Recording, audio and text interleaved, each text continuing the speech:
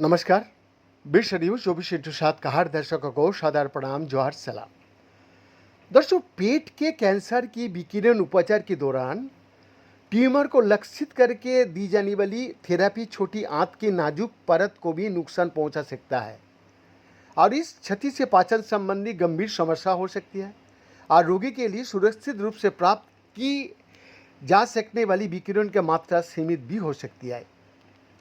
दर्शक, एकेके नामक जीवाणु यानी कि अर्कनमंसिया म्यूनिसिफिला नामक जीवाणु अल्पकालिक उपवास के कारण होने वाले चयापचय परिवर्तनों का साथ मिलकर आंतों की कोशिकाओं को विकिरण क्षति के बाद पुनर्जनन में सहायक अवस्था में लाता है। नेशनल एकेडमी ऑफ साइंसेस की प्रोसीडिंग्स में प्रकाशित ये निष्कर्ष कैंसर की उपचार के दौरान स्वस्थ ऊतकों की रक्षा करने की तरीका विकसित करने में शोधकर्ताओं का मदद कर सकता है। हालांकि अभी तक इसका परीक्षण रोगियों पर नहीं किया गया है। दर्शक, प्रायोगिक विकिरण ऑन्कोलॉजी की प्रोफेसर डॉक्टर हेलेन फिबिनिका बाम्स और जीनोमिक मेडिसिन की प्रोफेसर डॉक्टर कुणाल राय ने इस शोध का सह नेतृत्व किया।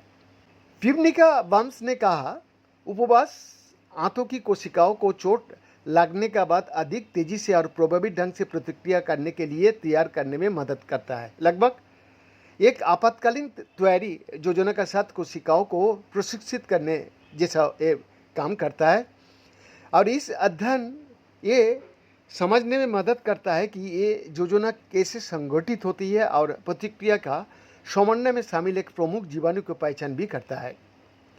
दर्शक, विकिरण चिकित्सा का प्रयोग अक्सर पेट की कैंसर, जिनमें अग्नाशय, कोलोरेक्टल और स्त्रीरोग संबंधी कैंसर शामिल होता है, उसका उपचार में किया जाता है। इसमें कठिनाई ये है कि छोटी आंत में तेजी से नवीनीकृत होने वाली कोशिकाएं होती है जो विकिरण के प्रति विशेष रूप से संवेदनशील हो जाती है।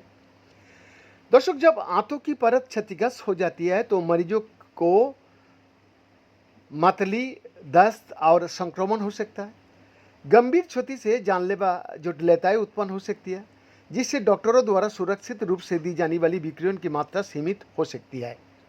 दर्शक, फिबिनिका बाम्स प्रयोगशाला के पूर्व नैदानिक अनुसंधान से पता चला कि उपचार से पहले उपवास करने से विकिरण के बाद आंत की रिकवरी में सुधार आता है और इस परिणाम ने एक और कठिन प्रश्न खड़ा किया, उपवास के दौरान आंत के अंदर क्या परिवर्तन होता है और ये परिवर्तन ऊतक को स्वयं की मरम्मत के लिए कैसे तैयार करता है। बहन का एक एक्सक्लूसिव रिपोर्ट।